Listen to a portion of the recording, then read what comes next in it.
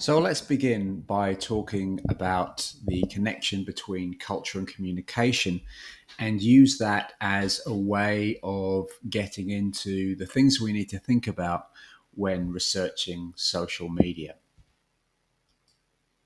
And I want to start off with an example of a way in which social media has had a particular effect on an established practice.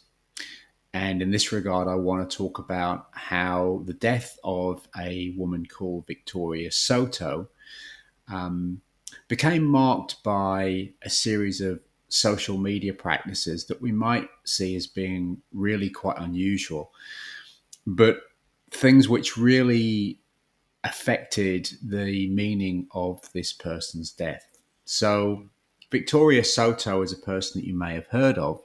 She was a primary school teacher who was murdered whilst defending her young students whilst teaching at the Sandy Hook Primary School in Connecticut in the United States in 2012.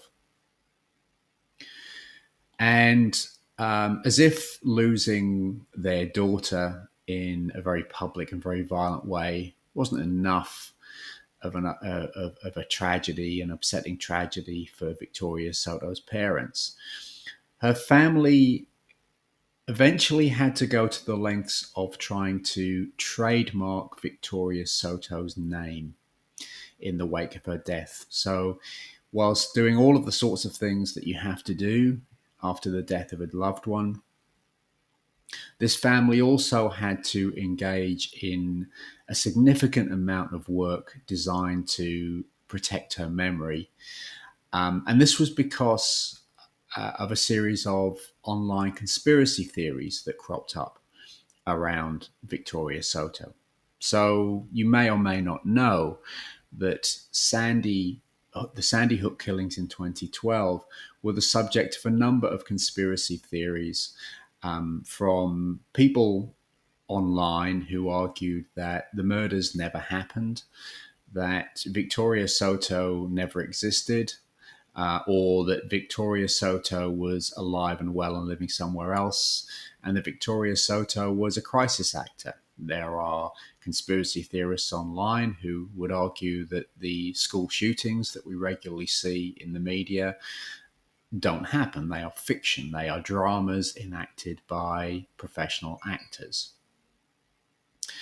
Um, and this became so upsetting to Victoria Soto's parents that in the period where they should have been going through the sorts of everyday things that people do to make sense of grief and tragedy, they were given the added labor of having to constantly police social media to put out forest fires concerning lies about their daughter, who she was, what she'd done, and what had happened to her. And we're going to think about Victoria Soto as a way of tragic encapsulation of of how the practice of mourning and the impact of media on the practice of mourning provides us with a handle that we can use to make sense of the general effects of social media. And in this, we are moving from rituals to media rituals. Now, what do I mean by that?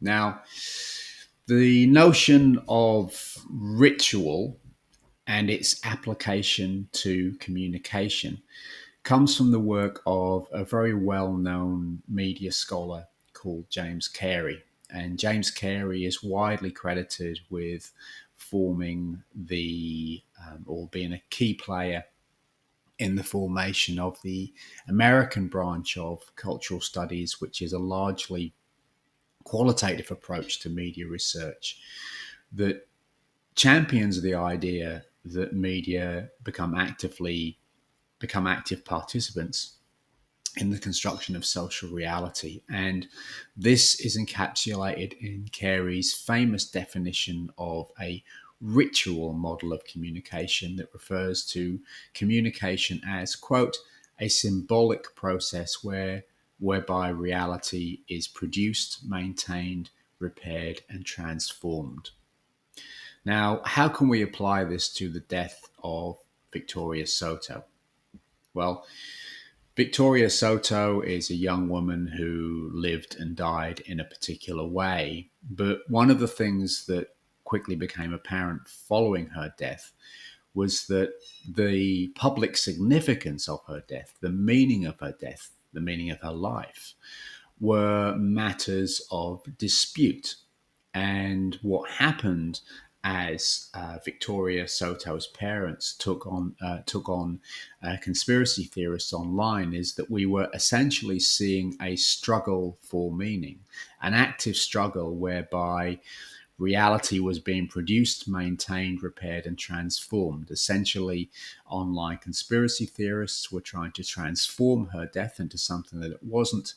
And Victoria Soto's parents were involved via social media, via the act of trademarking her name at producing and maintaining the reality of their daughter's life.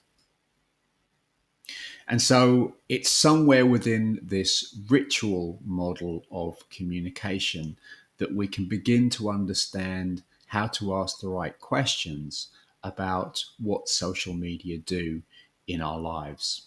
And in the next video, I'm going to be talking about that more specifically by delving deeper into the cultural history of mourning.